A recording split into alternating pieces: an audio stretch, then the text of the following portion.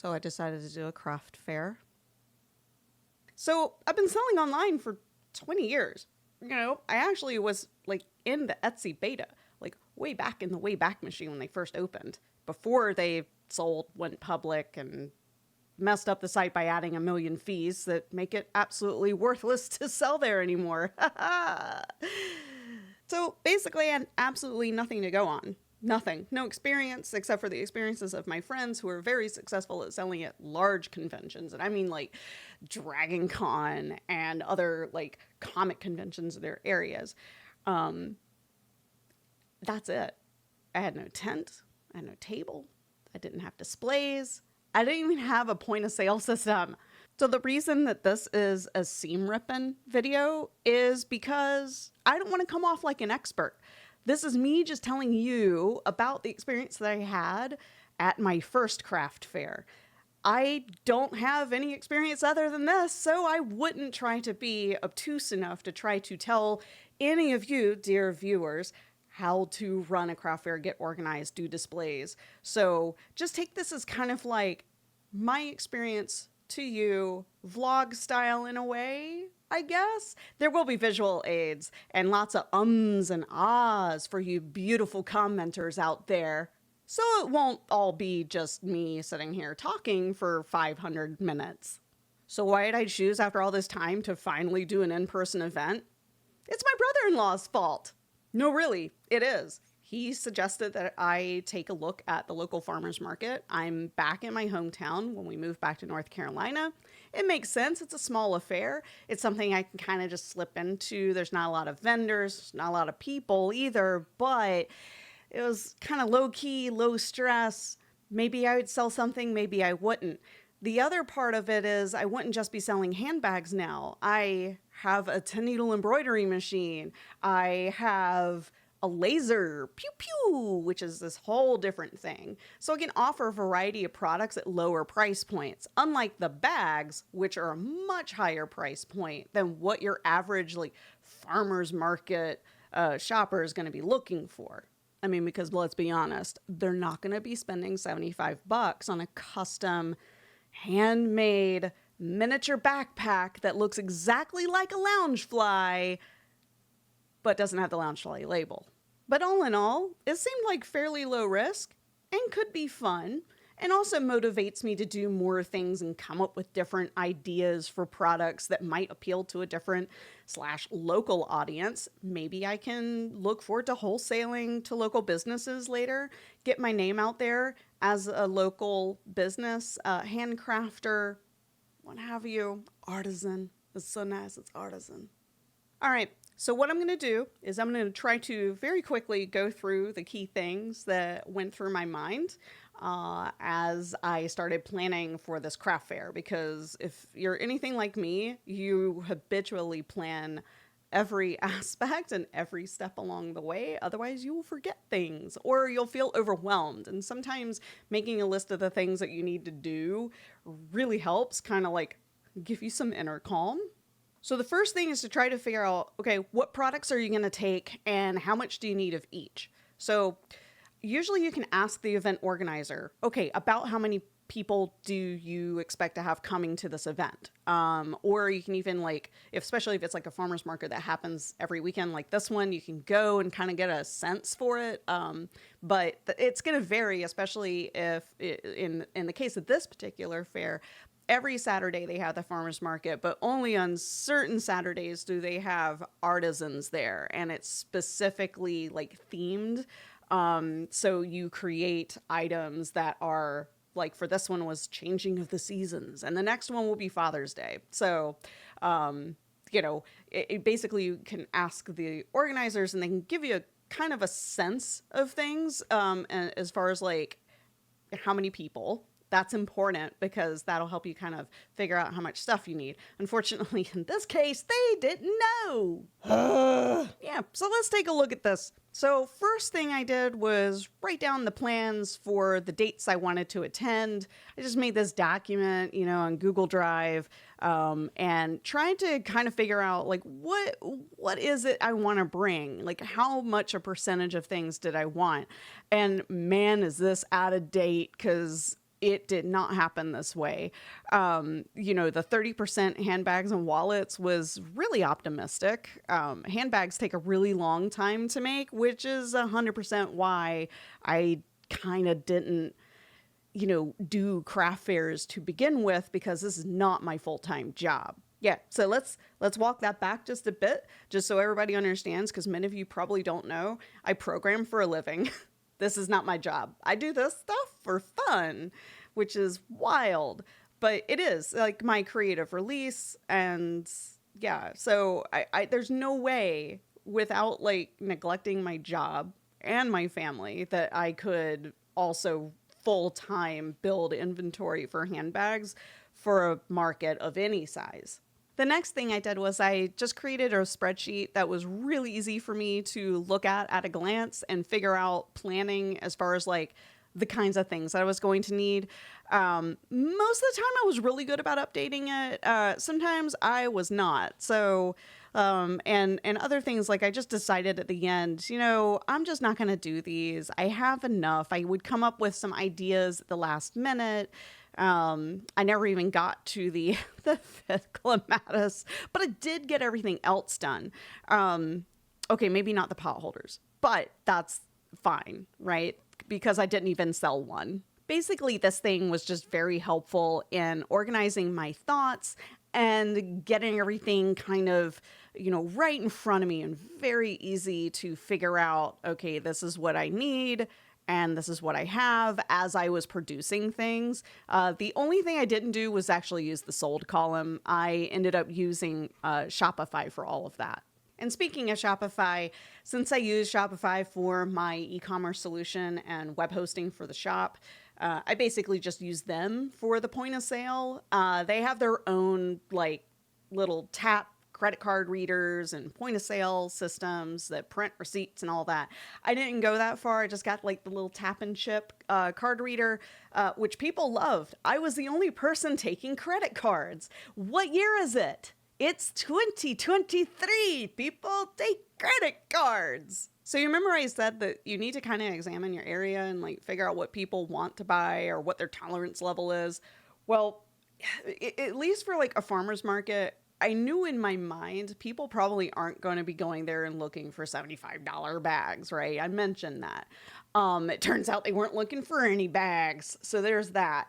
But I did try to think of items that had like that I could price a lot lower, like in the $5 to $15 or $20 range, that were quick for me to produce or that were hands off, meaning I didn't actually have to sit at a sewing machine and put something together. One of those items is embroidered towels. I bought a buttload of flour sack towels and I got them off of Amazon. They're freaking awesome and you should get them. In fact, I'm just going to show you right now. They're called Auntie M's Kitchen flour sack dish towels, and they're really, really fantastic. A lot of people can screen print to these. Unless it's meant to be 100% decorative and never get washed or ironed, don't do HTV, but they're very reasonably priced for what you get. And I love them. I bought like 3 packs of these things. And let me tell you, the towels were my best selling item. I basically sold 1 towel for $15, 2 for $25. So I gave like a bundle deal on site. And it was one of those items, again, that I can set up and put off to the side and something else can do the work while I'm doing something else. So it was really nice because when I was live streaming, making bags or doing like other nefarious things on Twitch, it was doing all the work, which was awesome. And as much as I love using embroidery software and coming up with designs, I just went to Urban Threads and got some really cute ones that were specifically good for flour sack towels. That's a completely different video, but just know that flour sack towels are not as durable as like a regular hand towel would be, or even like a very plush kitchen towel. So you can't really do a lot of dense stitching. So you got to go with like those red thread techniques. But apart from towels, the other thing was using my laser, which really was the thing that got my brother-in-law suggesting that I even consider doing a craft fair in the first place. I made a joke glass out of like this mason jar with a handle that made fun of the fact that the town that I live in is no longer a forest because it's been developed so much over the past 20 years since I last lived here. So I had a ton of laser products, things that you all have seen me posting on Instagram or even talking about here on YouTube. I'm going to do a lot more, laser stuff eventually on YouTube, but always in some form or another relating it back to bag making or sewing, right? That's going to be fun.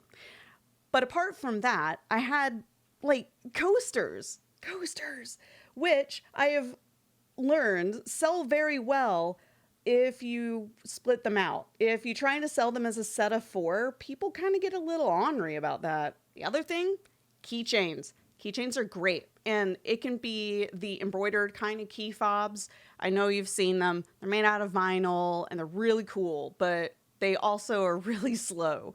So I could only get 4 done, and it would take about an hour. So, and that's with the current embroidery machine. Talk to me in a couple of weeks when I have the next one. But the big thing that got me thinking about productivity and getting things done is how long it took to make 12 coasters. So if I was making 12 coasters, so 3 sets of 4 was kind of my goal. And each of them are sanded, stained, sealed with polyurethane, and then polished until they shine. And then I put cork at the bottom because why not? Anyway, so I was doing all of this, but it would take 2 hours to make those 12 coasters. And I mean, that's not a complex design at all. It really isn't. So I was starting to have a bit of a panic because it's like, I can't spend 2 to 3 hours sitting in the garage and all I get out of it is 12 coasters. So I upgraded my laser. So I signed up and got approved for the craft fair in March, which is great.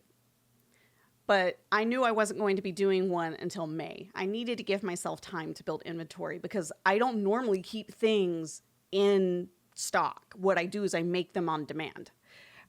So if somebody orders a particular item from my shop, most of the time I have to turn around and make it. And that's fine. Like, I do it very quickly. I work from home. So as soon as I'm off of work, I can start pumping out the products while the kids do homework. Or like today, they're cleaning their rooms because it's a hot mess.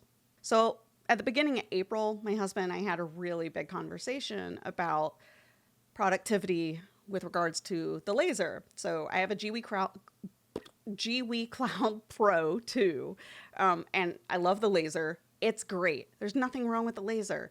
But for anybody who knows, like, it's like having a single needle embroidery machine and trying to build a ton of product, and you kind of have to babysit it because you have to change the threads manually, and it's a lot slower than if you got one that had multiple needles. It's kind of the same situation with the laser. I got a desktop size laser that's meant for hobbyists, not for people who are producing at the quantity that I am or wanting to do the things that I'm doing. So I need to look into upgrading, which is why I landed on the Thunder Nova 35 with a 100 watt tube. So it's a big investment, but it was totally worth it because now I can do those same 12 coasters in 25 minutes. And I'm not going to go into the laser stuff here. I'm just saying, like, along the way, I had to consider upgrading some stuff. The other thing I did, which some people may have noticed in the past couple of months, is I got rid of the Janome M7. And it wasn't that I didn't like the M7. It was just not fast enough for me and not mechanical enough for me. I absolutely hated every time I went to it. It would sit there and think when I put my foot on the pedal, okay, how fast do I need to go? Oh, do I have this other feature turned on? Do I need to put the needle halfway down? It was driving me nuts. And I mean, it's so stupid, right? Thankfully, I was able to sell it to a lovely couple that didn't live too far from here. And I've got them on Facebook and they're producing beautiful things. But I ended up getting a Janome HD9 so I could make the pot holders faster, so I could put pockets together faster, so it behaved like an industrial machine, but wouldn't eat fabric for a living like the Juki. The Juki just, I'm sorry, that this is not the 8700, it's the DU1181N. I actually said that fast without stumbling. That machine is fantastic if you're doing like medium weight to heavy weight fabrics, even some leathers. But if you put a quilting weight cotton on there that's not interfaced or only interfaced with one layer of something, it'll eat it for breakfast. So let's talk about inventory tracking and more or less my materials tracking. So since I'm going to be producing at quantity, that made inventory super important to me. And full disclosure, they're not paying me to say this at all. I freaking love this application. I use it all the time. I'll put the info below. I do have an affiliate code. You don't have to use it if you don't want to, okay? It just goes to benefit the channel. Anyway, let me show you this real quick. I'm just going to flip it straight over to the desktop view. So you can see this was perfect. Absolutely perfect for laying out my raw materials for the laser. So it's kind of hard to explain, but with the fabric, you know, I ended up changing over to doing square inches for how much I was using, because if I did by yard, it was like, well, I'm not really using the whole quarter yard, especially if it's ultra wide fabric. You know, if it's 55 inches wide, I'm not using a quarter yard for a wristlet. So pricing wasn't exactly right. Like my calculations were wrong in how much I was using. But for the raw materials for lasers, holy butts, that's actually really easy for me to track, especially if it's my engraving blanks. So here's all my tumblers, which I didn't take any glass or tumblers with me because I just kind of wanted to see what people could tolerate or what they were interested in. Also, I didn't tell them at the time, like the organizers, that I could do these things and was considering bringing these things, because these events typically are very well managed, so you don't have too many people selling the exact same thing. It's a courtesy that should be given to everybody that's doing any kind of booth. You know, I would have been very upset if they put me right next to someone who was selling the exact same stuff as me. And it happens. Not all events do this. They should, but, you know, whatever. But yeah, I basically used inventory to track all of my blanks. So here's all of my embroidery blanks. You can see at some point my shopping totes, I ran out of them and I had to buy, at the last minute, I had to buy a different kind. So, which is cheaper, but it also looks cheaper. Yeah, there was an absolute coming to Jesus moment on pricing. So yeah. So let's talk about that beautiful coming to Jesus moment when it comes to pricing. I looked at my shopping totes and I thought, no one's going to pay $15 for a reusable shopping bag. No one. Not a single soul. They're going to look at that, especially at a farmer's market, and go, oh my God, I could make that. Which, yeah, you totally can. Anybody can make this stuff, really. And that's why I'm here, to teach you how to make the thing. So for the shopping totes in particular, I bought them so that I could have some kind of bag on display that was in a much lower price point, but also kind of low on the work that I had to put into it. So considering all of that, I went from $15 down to $10. And all I did to it, I didn't embroider them because I figured, well, that'll take I only have one machine, so that'll take the one machine away from me doing towels. So instead, I used HTV, which was awesome. So they looked really cute. I was able to get probably 30 of them done and take them, and I want to say only a quarter of them sold. This one sold buttloads. I did not have enough of these. I basically had 3 of each design so I could figure out like what people would like. Again, it's my first time, so that made sense to have like a smidge of like here or there, or maybe insert one and see how people react. Yeah, this one did really well. All right, so that covers everything in terms of like inventory tracking, materials tracking, figuring out what it was I was going to take, and kind of like having a plan of action, and then dividing and conquering. doing two things at once and trying to maximize the productivity and getting everything built up in inventory. The next thing was figuring out, how am I going to show people this stuff?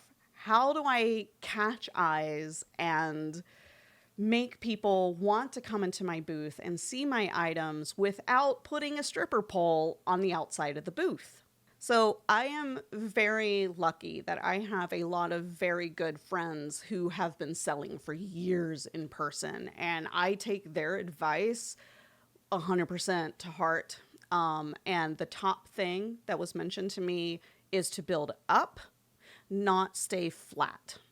So raise things up on the table, build tall displays, have grid walls and bookcases and crates, like cute kitschy crates that you can flip over and then put something on top of. I did all of those things, and I'm actually going to share my shopping list from Amazon down in the description so you can see everything that I got, because, hey, that's just how I roll here. But I got most of my displays there. The only display that I didn't buy was one that I actually made to show my coasters off, and it's a spinning display that I put on a steel ball bearing Lazy Susan device that I knew that my son was heavy enough to sit on it, so it wouldn't slide around. The kicker is you put all that effort into it. Like, it took days for me to assemble this thing because I had to paint panels and all of that. Nobody knew it could spin. So next time, I'm not taking it. So let's walk through real quick on this list.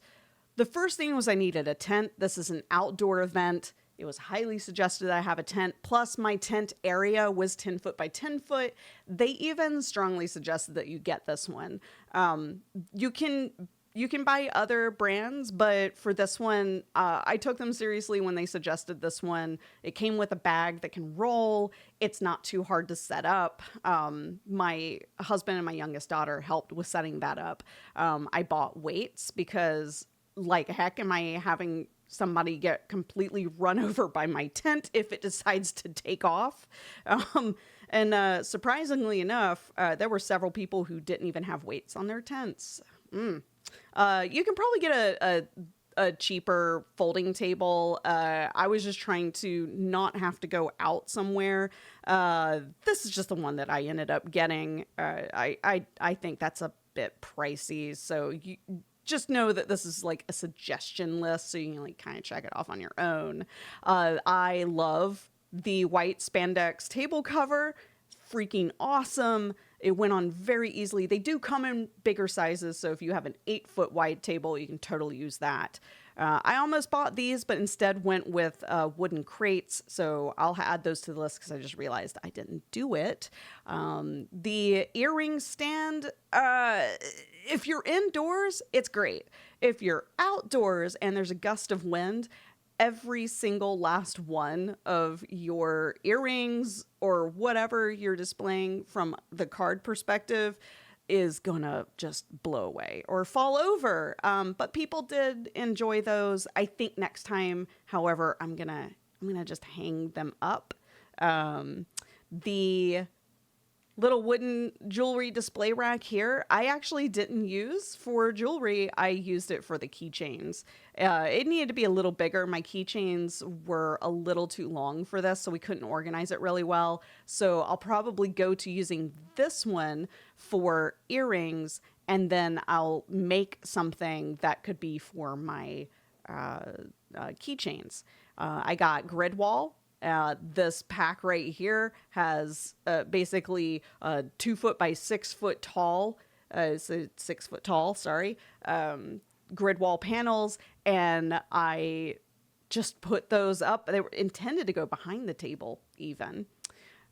All my jewelry supplies and my tools are in this organizer. You don't have to have something like this, but it's good to look busy when you're in the booth and just waiting. So if you take something that you can kind of work with, like earrings, for example, you can put those things together while you're there.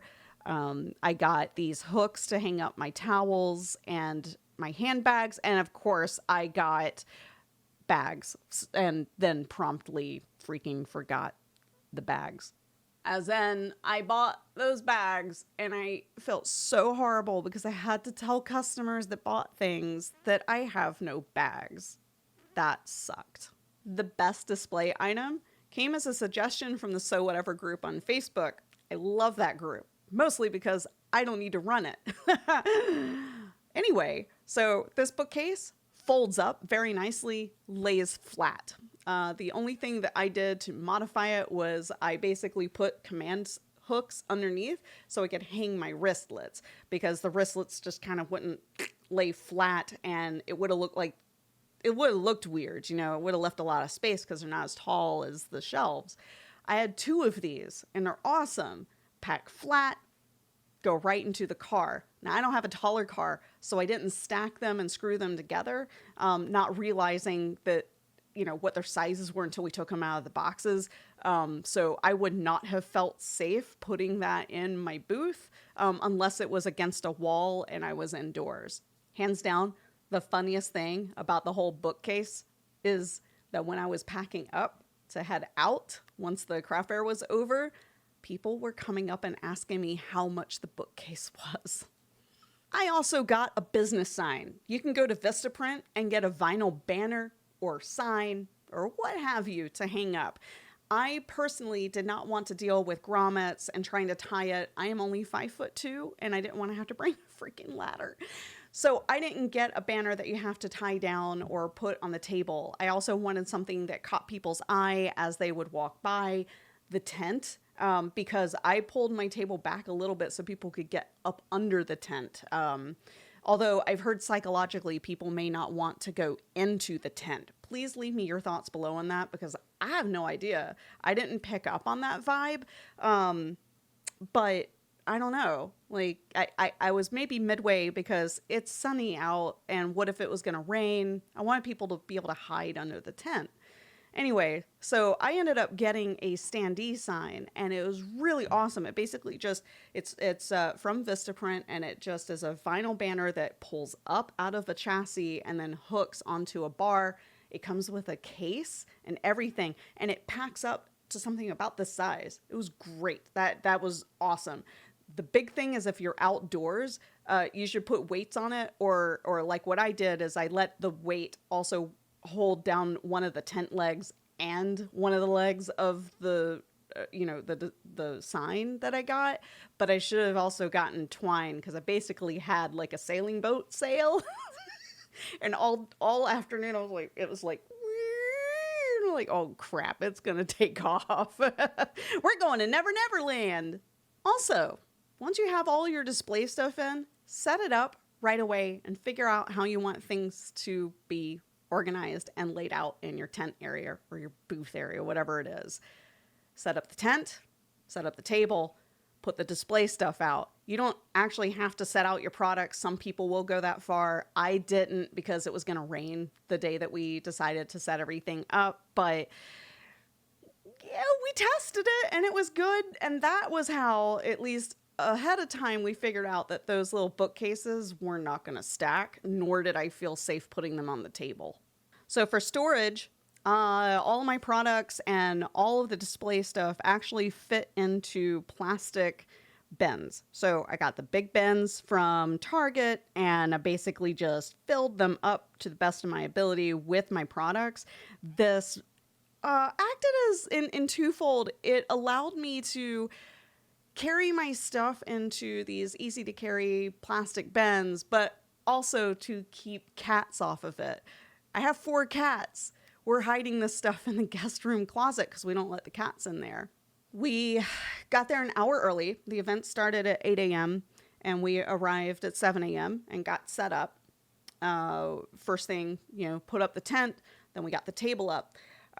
Big note for next time, take something like a zip tie and zip tie the legs of the table, because if you slide it around, you might make it weak and not completely snapped into place, and it might fall, which is exactly what happened to me right after we got everything set up. And my kids were there and they were helping. It was really cute, and they were putting all the earrings and the keychains up. and then the leg gave out on one side and everything slid. Yes, including the coaster tower I spent days working on. And it shattered a lot of the shelves, which thankfully I hadn't glued in because I felt a little shifty about that.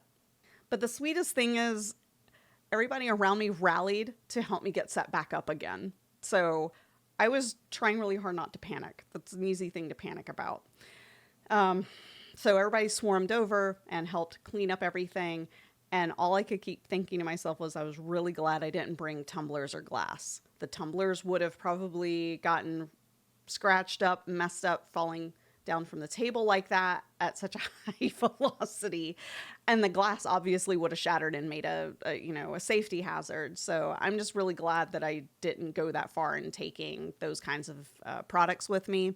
But we got everything set up again really quickly and started right away. And it took probably 30 minutes after open before we actually saw people who were even remotely interested in what I had. A lot of people came down to see the vendors that they see weekly to get fresh produce or meat. There was a place across from us selling like meat, which was cool, and fresh eggs. They were also raising money for St. Jude, so that was really cool.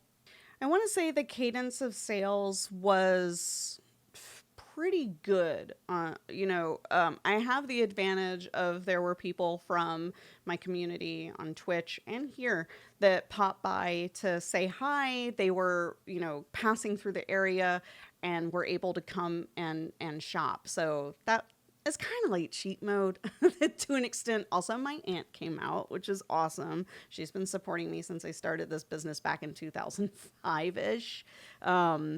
Yeah, it's wild. The only negative events that I had was one guy had his dog come over and he stopped at my tent and looked me in the eye and then had his dog pee on my grid wall. He's like, what I ever do to you, bro? Anyway, his dog peed all over it.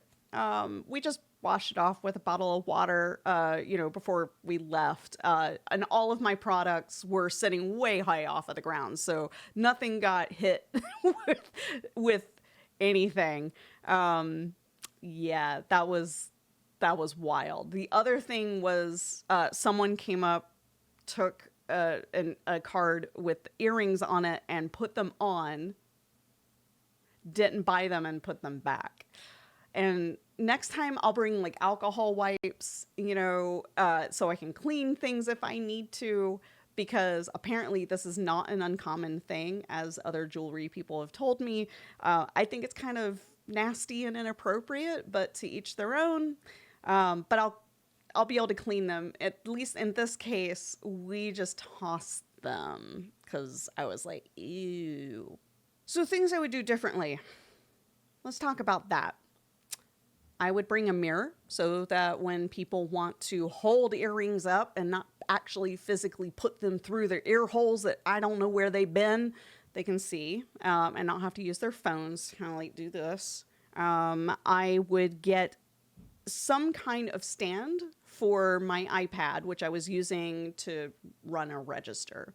I could have used my phone, but I preferred the iPad because I could actually like see a little better with the Shopify app. For the point of sale app, it can be a little hard to read if you have eye problems. Hi. Let's see, clear pricing signage. One of the things I noticed quite a bit with the bags was people would be too afraid to reach for the tag and flip it over so they could see. I had these little tags, like price tags that you'd see like in an antique shop. Well, I used those, and it was pretty much the only thing in the whole booth that wasn't clearly labeled with a price or even like a tier. And so it creates anxiety. You have a shopper that comes in and they're like, well, I don't want to be weird and read the label and then quickly go, oh no, and then flip it and walk away. It's embarrassing for everybody. And when I saw somebody needing to do that, I turned around and pretended like I needed to work. I knew it was up, and I'm like this too. And I don't know why I didn't think of that as a problem. That's probably the bigger issue I think why the bags didn't sell is people either didn't want to have to deal with the anxiety of flipping the tag over, or like thought maybe the bags were a lot lower than they expected and then have the embarrassment of having to run off. You know, a couple of people asked me if I actually made the bags. So that's a downside to bag tags. Love the bag tags, clearly, but it's like, on one hand, it ramps up the perception of the quality of the product, and then on the other hand, people think that you mass produce them in China. So it's like, you know, it's a win-win, maybe win-lose. I don't know. Yeah, so next time I'm going to use the shelves on the bookcase, and I'm going to put pricing clearly on the shelf, probably using magnets. I'll probably like glue magnets onto the edge and then make signs that have magnets and just go like that. So I can change them out if I need to. Also, so I can fold the darn thing back up again if I, you know, need to take it home, for example.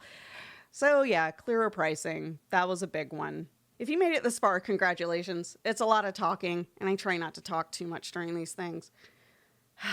That said, how'd the day go? You're probably wondering, did you make any money? Would you do it again? What are some lessons learned? So let's roll in all of that. So immediate? Yes, I'll do it again. And yes, I made money. $300 net, according to Shopify. Not bad for my first craft market. But there were people all around me who sold absolutely nothing, or maybe only one thing for the 4 hours of the event. Oh, so top sellers, the towels, I mentioned those, the towels, earrings, and then my coasters. Oddly enough, the coasters actually did well. So it's like the embroidered goods and then the laser goods did the best. Mostly earrings were like I said, low-hanging fruit. You know, it's like $10 for a pair, or $15 if you get two. So a lot of people came up with kids would get like a pair for their kid and a pair for themselves, or a pair for both kids. The coin purses actually did okay too, but not as well as I had hoped. But I think that's due to a lack of variety. Like I really didn't have enough of those in variety. It was basically I used 3 fabrics and they were like, nyeh. Yeah, everything went well as it could be expected, and I'm going to do it again. The next one's on June 20th, and the good thing is, since I didn't sell out of everything, I don't have to really panic through the month of June to get the rest of my inventory done. I can work on new inventory and new ideas that I've had, and kind of just spend the time restocking the things that did sell well, like the towels. Anywho, I know this was longer than my typical Seamrippin, but it's more or less to go over the craft fair experience, and you might be interested in that. So it's better to go in as much detail as I can. There are elements of things I've talked about while I've been recording this, where I'm like, oh yeah, I need to make a separate video on that. Like, why this and how did I do this? But again, I don't really feel qualified to speak as an expert on any of these topics right now, because I've done this once. Maybe after a year of doing it, I could speak more to it. But yeah, right now it's kind of, you know, like, yeah. So that's it for me. Let's have a conversation below in the comments about your craft fair experiences or advice you might have that you want to share with anybody who's reading this now or a year from now. And maybe in a year I can give a follow-up Seamrippin on my experience, you know, a year later and how I'm doing things. And if I'm bonkers enough to take on larger events, which I really hope I don't do, because I have no way of transporting this stuff without a second car. My husband drove and I drove, and that was it. Thanks for listening, and I'll see you next time.